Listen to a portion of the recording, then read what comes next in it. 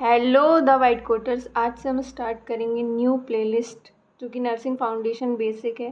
First topic start करेंगे nursing process. तो देखते हैं नर्सिंग प्रोसेस क्या होती है और इसको किसने स्टार्ट किया था। The term nursing process was first mentioned by Lydia Hall.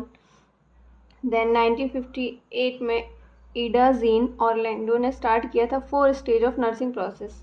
Then देखते हैं क्या होता है nursing process. Systematic step by step organised method of planning and providing qualify and individualised nursing care. ये एक systematic step by step organised method होती है जिसमें प्लानिंग करते हैं, प्रोवाइड करते हैं qualify care and individualised nursing care एक पर्टिकुलर इंडिविजुअल को।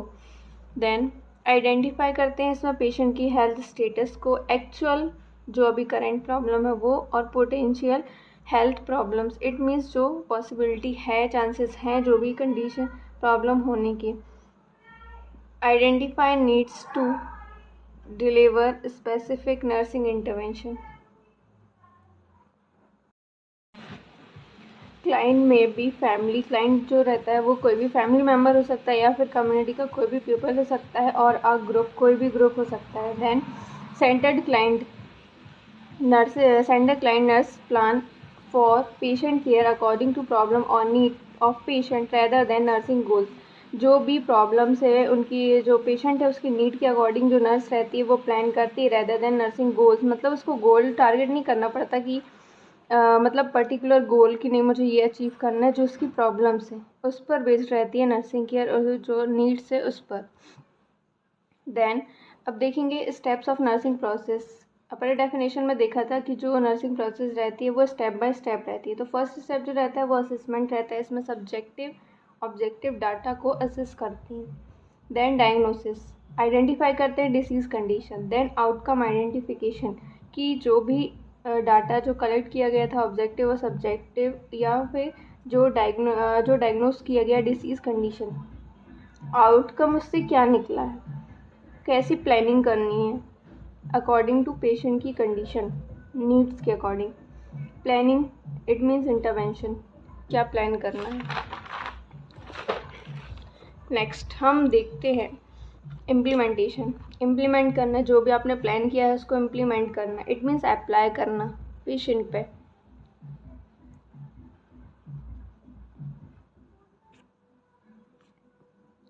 Then assessment, then evaluation. Evaluation it means feedback, कि अपन ने जो भी पेशेंट को जो भी इंटरवेंशन दिए हैं, इम्प्लीमेंटेशन हुआ है, देन उसके बाद फीडबैक क्या है, रिजल्ट क्या है, प्रोग्रेस हो रहा है डिसीज़ कंडीशन या फिर रिकवरी हो रही है पेशेंट की। Then assessment. असेसमेंट देखेंगे सबसे पहला फर्स्ट नर्सिंग प्रोसेस होता है असेसमेंट। इसमें क्या होता है, कलेक्शन ऑफ फैक्ट्स और डाटा। जो भी डाटा कलेक्शन करते हैं वो facts, ideas, then current and past health status, जो भी करेंट कंडीशन है और जो पास्ट हेल्थ स्टेटस है उसको असेस करते हैं। Nurses is collecting, organising, validating, documenting patient data. Collect करती है, ऑर्गेनाइज करती है,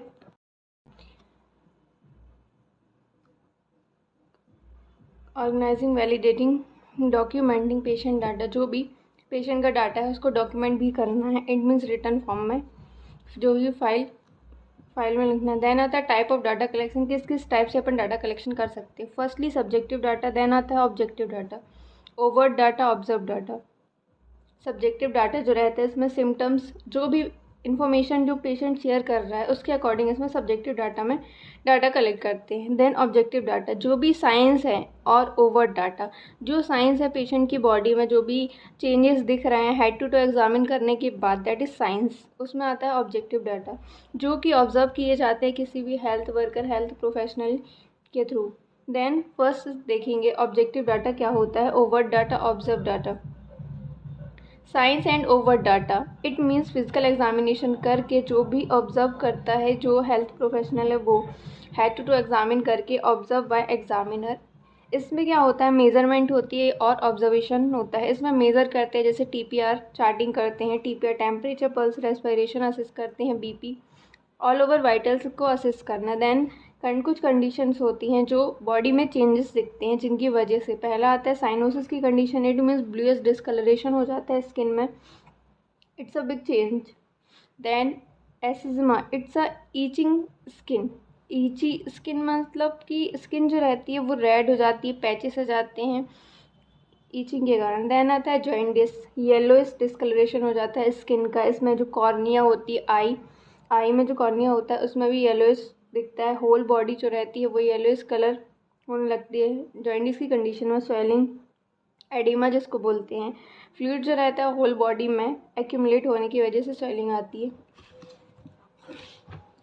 देन सब्जेक्टिव डाटा जो रहता है वो कोवर्ट डाटा होता है। इसमें सिम्टम्स और जो इन्फॉर्मेशन शेयर करता है पेशेंट, उसके थ्रू इसमें डाटा कलेक्शन होता है। जो पेशेंट की कंप्लेंट्स रहती हैं, जैसे कि एग्जांपल देखते हैं, पेन, नोजिया, वॉमिटिंग, ये सारी चीज़ें जो रहता है वो पेशेंट बताता है।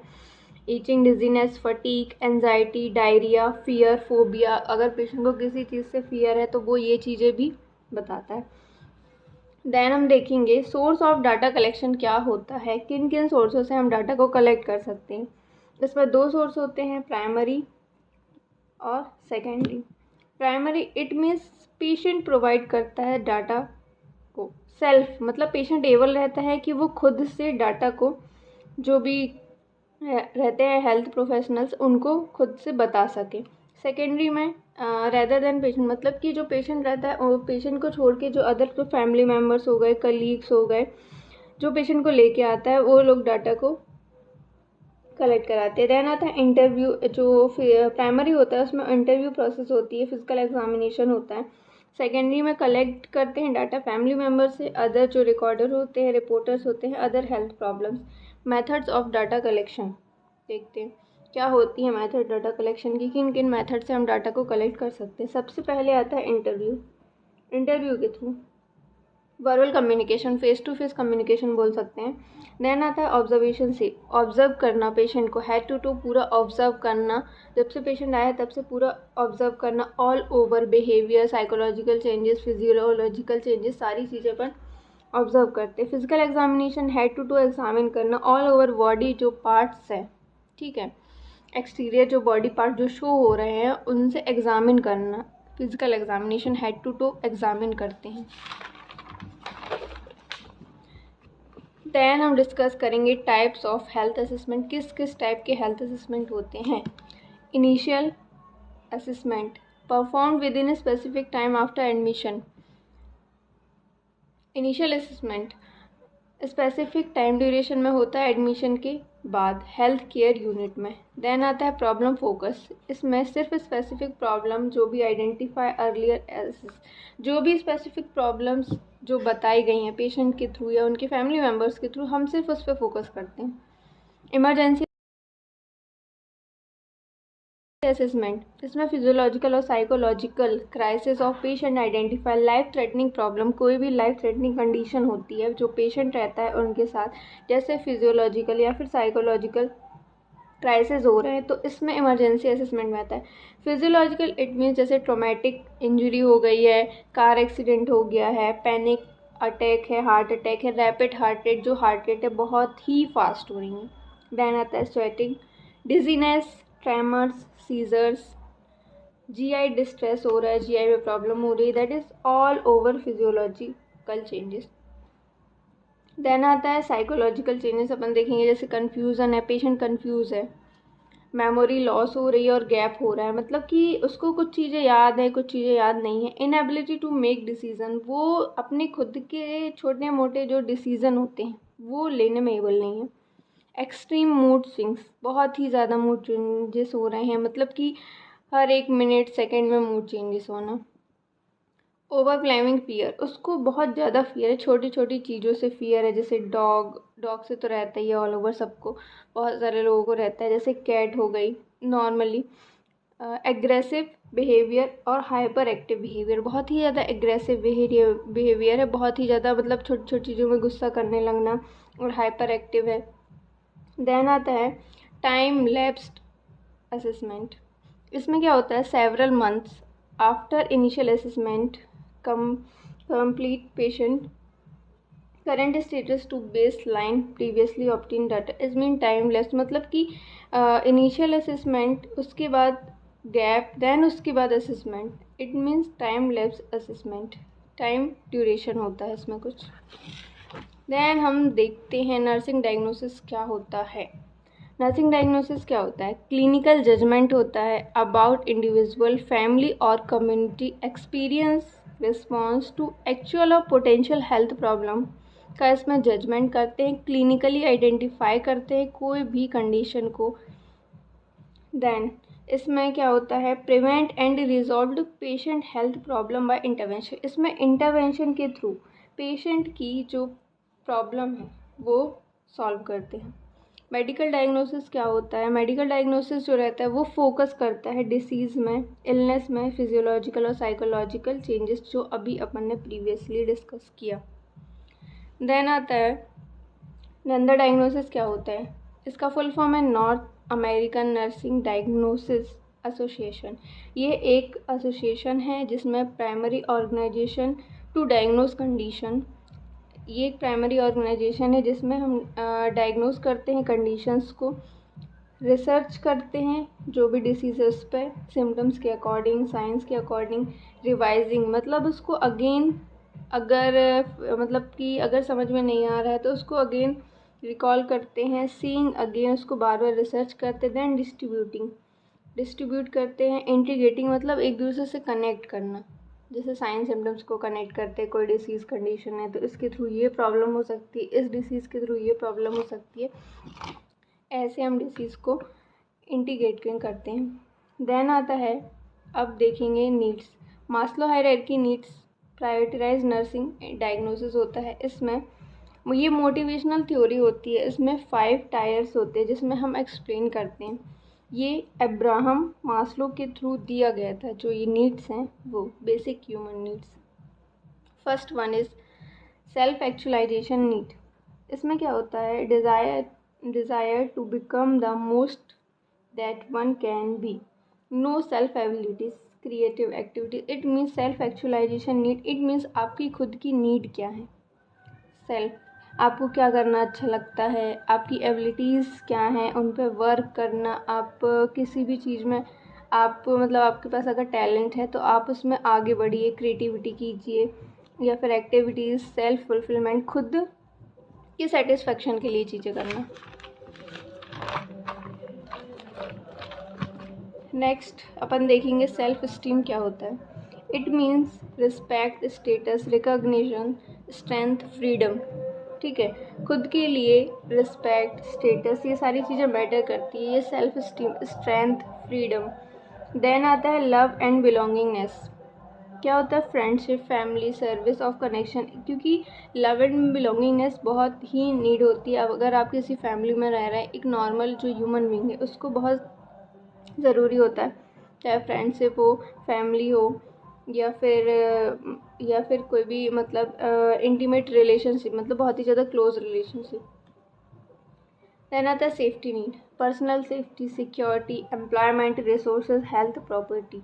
पर्सनल खुद की सेफ्टी के लिए, सिक्योरिटी के लिए, एम्प्लॉयमेंट इट मीन्स बेरोजगारी जो होती है वो वर्क करते हैं लोग, रिसोर्सेज अपनी नीड को फुलफिलमेंट करने के लिए, हेल्थ जो प्रॉपर्टीज़ रहती है वो। देन आता है फिजियोलॉजिकल नीड्स क्या होती है? Air, water, food, shelter, basic जो ह्यूमन नीड है, इनके बिना जो इंसान रहता है वो रह ही नहीं सकता जिंदा, वो होती हैं बेसिक नीड्स। स्लीप हो गया, clothing, reproduction, it means generation को आगे बढ़ाना, reproduction is most important. Then आता है टाइप्स ऑफ नर्सिंग डायग्नोसिस, किस किस टाइप की नर्सिंग डायग्नोसिस होते हैं। Actual nursing diagnosis first, judgement about client response to a health problem at the time of nursing assessment. Client को जज करना, रिस्पॉन्सेज जो रहते हैं उनको असेस करना कि क्या रिस्पॉन्स कर रहा है जो पेशेंट है वो हेल्थ प्रॉब्लम्स के according eight the time of nursing assessment के दौरान। जैसे कि एग्जांपल देखते हैं, imbalance of nutritional less than body requirement, जितनी बॉडी की रिक्वायरमेंट है उसके अकॉर्डिंग जो न्यूट्रिशन है वो तो कम है, तो इम्बैलेंस हो गया न्यूट्रिशन। रिलेटेड टू, किससे रिलेटेड है? डिसीज़ कंडीशन से। डिसीज़ कंडीशन इट मीन्स जैसे साइन और सिम्टम्स होते हैं कि उसको अगर भूख नहीं लग रही तो वो नहीं खा रहा है, उसकी जो बॉडी की रिक्वायरमेंट है उसके अकॉर्डिंग फूड जो रहता है वो इनटेक नहीं कर रहा है। हमको एविडेंस कैसे मिलेगा? As evidence by body weight. अगर खाना नहीं खाएगा, उसको भूख नहीं लग रही, तो अपने आप उसका जो बॉडी वेट होगा वो डिक्रीज़ होने लगेगा, जिससे हमको पता चल जाएगा कि जो पेशेंट है उसको जो रिक्वायरमेंट है फूड की उसके अकॉर्डिंग उसका फुलफिलमेंट नहीं हो रहा फूड का। देन रिस्क नर्सिंग डायग्नोसिस, जो रिस्क फैक्टर्स होते हैं। रिस्पॉन्स हेल्थ कंडीशन दैट में develop in a vulnerable, it means risk individual increase this factor. Risk nursing diagnosis में किसी भी डिसीज़ कंडीशन या फिर कोई सिम्टम्स है तो उससे रिस्क होता है पेशेंट को कि ये होने के चांसेस हैं आगे।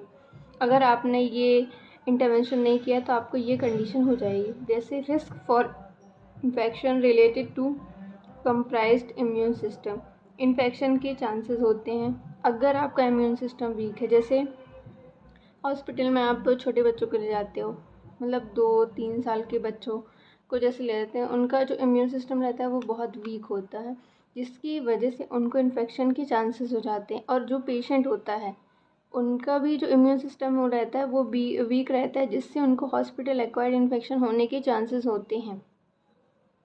ये रिस्क नर्सिंग डायग्नोसिस। देन आता है सिंड्रोम डायग्नोसिस। सिंड्रोम डायग्नोसिस में क्या होता है? प्रिडिक्टेड प्रॉब्लम रहती है, आप प्रिडिक्ट कर सकते हैं कि ये हो सकता है, ये होने वाला है। Is a present because of an event और सिचुएशन, इवेंट कोई भी जो चल रहा है या फिर सिचुएशन के अकॉर्डिंग आप प्रिडिक्ट कर सकते हैं। अगर इतना हाई है, ठीक है, इन्फेक्शन, तो ये कंडीशन हो सकती है। या फिर बहुत हाई ग्रेड फीवर आया तो आपको इन्फेक्शन हो सकता है। या फिर किसी भी रिपोर्ट आप देखते हैं, ब्लड रिपोर्ट हो गई, कोई भी अगर वैल्यू जो है बहुत इंक्रीज़ है तो ये होने के चांसेस हैं, ऐसे प्रेडिक्ट कर सकते हैं। चेन पेन सिंड्रोम, ठीक है, इसमें चेन रहती है किसी भी सिंड्रोम की।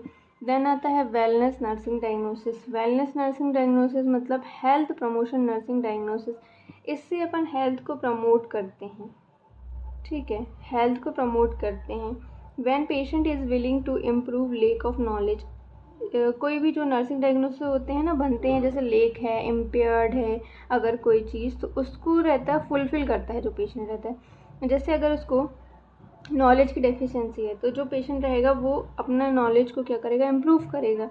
देन कोपिंग और अदर, और अगर कोई डिसीज़ कंडीशन है, अगर आप डाइट मेंटेन करेंगे या एक्सरसाइज करेंगे तो इससे क्या होगा? रिकवरी होगी पेशेंट की। तो इसमें अपन क्या कह सकते हैं कि कोप अप कर रहा है पेशेंट, मतलब प्रॉब्लम्स के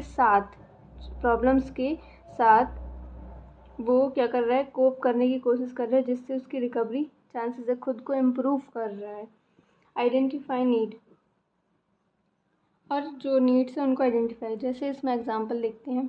readiness for enhanced breast feeding, मतलब कि जो फीमेल है वो रेडी है ब्रेस्ट फीडिंग के लिए, एनहेंस करने के लिए, ठीक है, एनहेंस ब्रेस्ट फीडिंग के लिए जो फीमेल है उसको एनहेंस कर रहे हैं। फॉर एनहेंसिंग फैमिली कोपिंग, ठीक है, देन फैमिली भी जो रहती है वो कॉपरेट करती है। And readiness for enhance spiritual well being, मतलब कि अपने हेल्थ को भी प्रमोट कर रही है जो फीमेल, अगर वो ब्रेस्ट फीडिंग के लिए रेडी है। कुछ फीमेल्स होती हैं जो ब्रेस्ट फीड नहीं कराती हैं अपने फिगर को मेंटेन करने के लिए, वो लोग ब्रेस्ट फीडिंग से बहुत बचते हैं कि ब्रेस्ट फीडिंग नहीं कराना पड़े, बट इट्स रॉन्ग।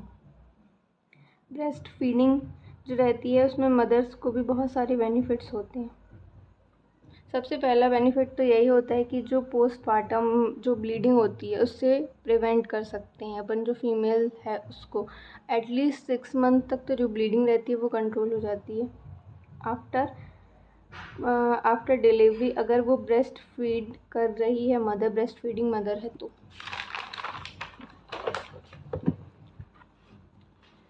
देन देखते हैं पॉसिबल नर्सिंग डायग्नोसिस क्या क्या हो सकते हैं। Suspected problem for which additional data are needed to confirm और रूल आउट सस्पेक्टेड प्रॉब्लम, जो भी प्रॉब्लम्स है एडिशनल डाटा को कलेक्ट करना प्रॉब्लम्स के साथ साथ कंफर्म करने के लिए कि ये प्रॉब्लम है या नहीं, इससे सस्पेक्ट है पेशेंट या फिर नहीं। जैसे example possible social isolation, socially isolate है, वो किसी से मिल नहीं रही है या फिर किसी से कांटेक्ट नहीं कर रही है, जहाँ पर रह रही है नेबरिंग जो एरिया है वहाँ पे। रिलेटेड टू अननोन ईडियोलॉजी इसमें कोई कॉज जो है वो आइडेंटिफाई नहीं है। Possible chronic low self esteem क्यों है? पॉसिबिलिटी चांसेस हो सकते हैं, अपन एक अनुमान लगा देते हैं ना कि अगर ये ऐसा कर रही है तो ऐसा हो सकता है कि ये प्रॉब्लम हो।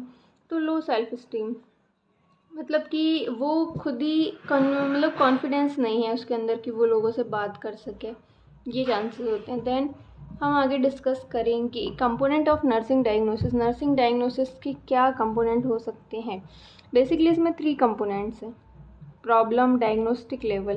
पहला देखेंगे, इसमें क्या होता है डेफिनेशन, मतलब कि जो क्वालिफायर और मॉडिफायर होता है वो। देन आता है फोकस, किस पे फोकस कर रहे हैं, प्रॉब्लम्स पे और नीड पे।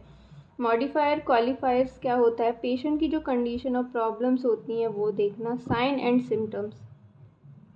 देन क्वालिफायर और क्वालिफिकेशन क्या होता है, इसमें नंदा जो डायग्नोसिस होते हैं अपन ने अभी जो डिस्कस किया प्रीवियसली, उसमें क्लिनिकल जो डायग्नोस्टिक स्टेटमेंट रहती हैं वो एडिशनल मीनिंग प्रोवाइड करती हैं। जैसे कि अपन देखते हैं example, deficient it means deficiency, मतलब पहला डेफिशिएंट इट मीन्स डेफिशिएंसी मतलब कोई कमी है। इम्पेयर्ड मतलब एबनॉर्मल, ठीक है। क्रोनिक एक्सेसिव बहुत ज़्यादा। कॉम्प्रोमाइज्ड मतलब वीकेंड।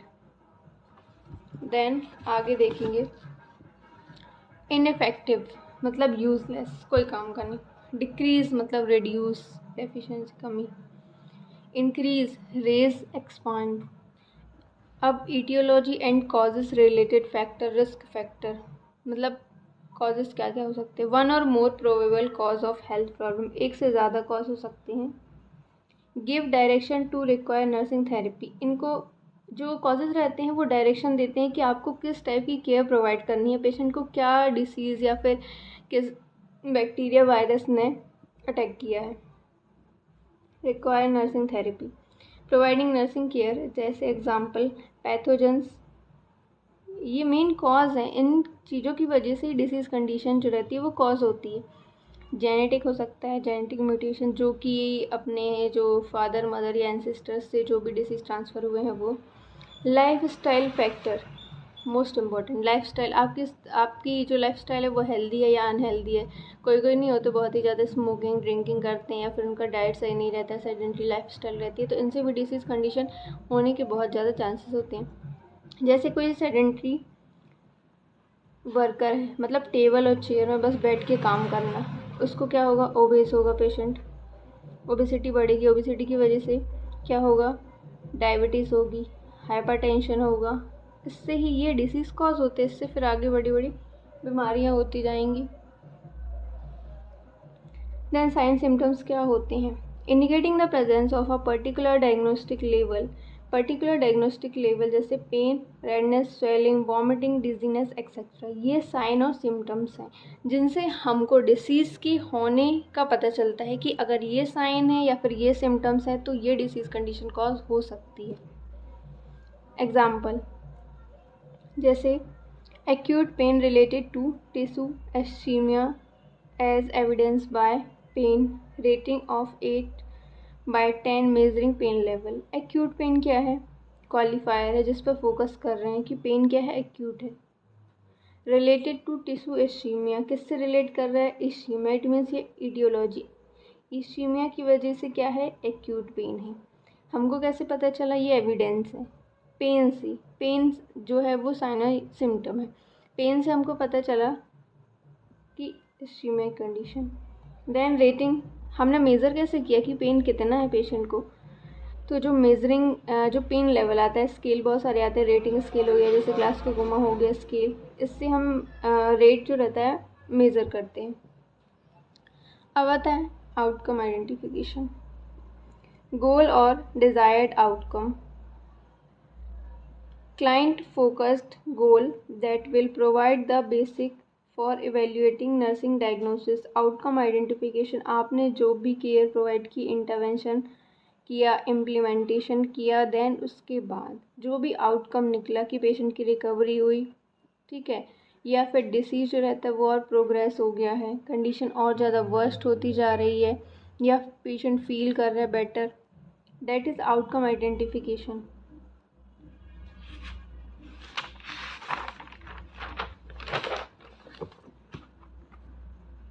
देन एग्जाम्पल देखेंगे इसमें, improve nutritional status as evidence by weight gain. Improve हो रहा है न्यूट्रिशनल स्टेटस, जो उसका न्यूट्रिशन है वो इम्प्रूव हो रहा है। As evidence by weight gain, nutritional जो स्टेटस है वो इम्प्रूव हो रहा है। ये चीज़ किससे कैसे पता चली? वेट गेन हो रहा है। तो वेट गेन हो रहा है, इट मीन्स जो रहता है, जो वो फूड जो उसको रिक्वायरमेंट है उसके अकॉर्डिंग जो है वो फूड इनटेक कर रहा है। Then planning and intervention, plan करते हैं कि क्या क्या पेशेंट को केयर देनी है according to condition. Decision making and problem solving face रहता है ये। सेटिंग प्रायोरिटीज़, प्रायोरिटी सेट करते हैं कि जो नीड है उसके अकॉर्डिंग प्रायोरिटाइज करते हैं कि ये प्रॉब्लम है तो हमको ये केयर देना है। ऐसा नहीं कर सकते ना कि अगर उसको पेन हो रहा है तो अपन फीवर से प्रिवेंट करेंगे उसको, नहीं, ऐसा नहीं। जो भी अगर पेन हो रहा है तो उसके पेन को ट्रीट करेंगे, फीवर है तो उसके फीवर को ट्रीट करेंगे। फॉर्मुलेटिंग नर्सिंग इंटरवेंशन, फॉर्मुलेट करते हैं। Life threatening situation at highest priority, जो लाइफ थ्रेटनिंग सिचुएशन है उनको प्रायोरिटाइज करना है। ये नहीं है कि अगर पेन हो रहा है पेशेंट को, ठीक है पेन हो रहा है, लेकिन अगर बहुत ही ज़्यादा एक्सेसिव ब्लीडिंग हो रही है तो आप पेन को मैनेज नहीं करेंगे, आप सबसे पहले ब्लीडिंग को स्टॉप करेंगे। That is prioritise. ठीक है, लाइफ थ्रेटनिंग कंडीशन, अगर ब्लीडिंग बहुत ज़्यादा हो गई तो पेशेंट जो है वो शॉक में चला जाएगा। ये मास्लो हायरार्की नीड्स हैं। CABG, circulation, airway, breathing. Circulation, airway, breathing. Implementation, implement करते हैं जो भी हम प्लान करते हैं पेशेंट की केयर उसको। Applied planning, intervention to patient, perform intervention based priority, जो भी इंटरवेंशन करते हैं उनको इम्प्लीमेंट करना है priority wise. Then evaluation, evaluate करना है।